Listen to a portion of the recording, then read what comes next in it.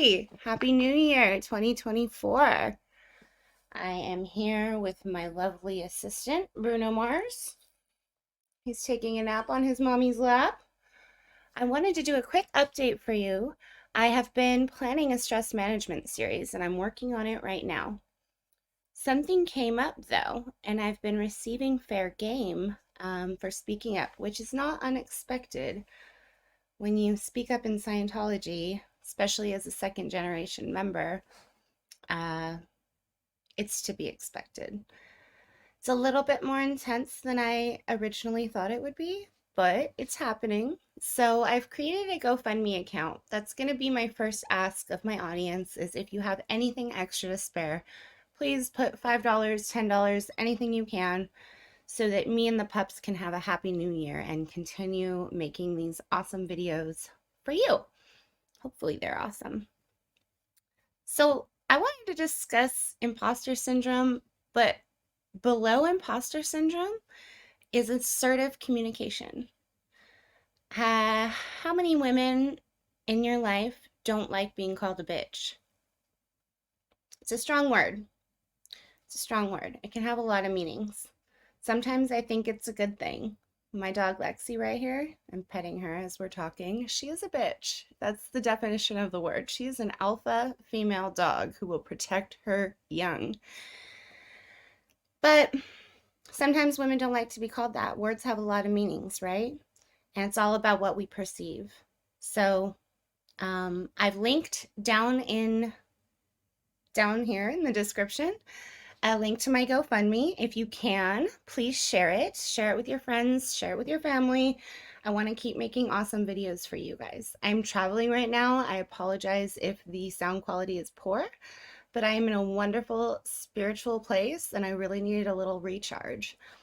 I just wanted to discuss assertive communication really quickly because it's something that I had to learn as a second generation Scientologist, and maybe other former cult members have had to learn it as well. It is not normal for us to speak assertively. We say yes, ma'am, no, sir, just as habit. So it's something that we can use to cure imposter syndrome. And over time, practice makes perfect.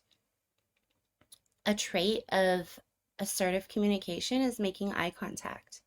And a lot of people find that intimidating. A lot of us were taught to just always make eye contact. If you've ever heard people say that, oh, those Scientology girls, they got the crazy eyes. I think that might be what they mean about it. There's 6 tips I want to give you about assertive communication and not being afraid to come across as a quote unquote bitch when you say these things, right? So when you clearly state your needs and wants, that is assertive communication. So saying, yes, I want that, or no, I don't. It doesn't mean that you're a bad person. Making eye contact, as I mentioned, it can be a really powerful tool. And it's not because you're trying to hypnotize people or be a weird witch or anything like that. It's just respectful to make eye contact when you're talking to people. Listening to others without interrupting is really important. It's a tool. Lexi, my dog is licking my hand. Hi. Listening to other people without interruption. She's not very good at this. Appropriate speaking volume. So, judging the situation and being comfortable with the speaking volume. Nobody needs to yell if it's just a basic thing that's going on. If you say, yes, I want this, and somebody screams at you, it might be inappropriate. Also, whispering is going to be inappropriate. I would prefer if we all just spoke at a comfortable term or tone of volume, and it'll be a lot easier for all of us. Steady tone of voice. You're not trying to go up and down and all over the place and or cry. You're just keeping and maintaining a steady tone of voice. It's probably the most powerful tool during times when I feel really stressed out. And then confident body language, walking around like you have your ancestors behind you. I've found that very powerful. I've been walking unashamed, and people in society haven't seemed to like that too much coming from a woman. And if you just walk around and be you, it's okay. Whether you're a male, a female, or somewhere in between. There doesn't need to be any type of judgment on how you walk unless you're, walking around beating your chest out.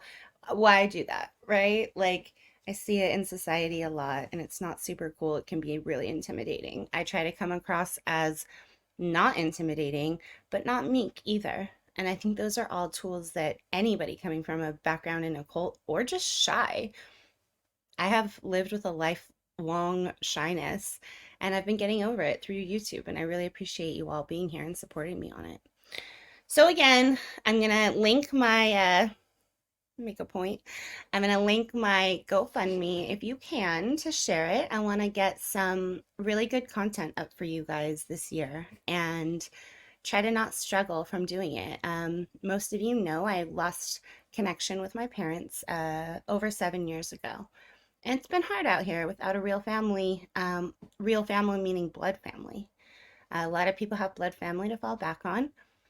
I try, and sometimes at every corner there's a stop. So I'm relying on you all here to help me, and I really appreciate it.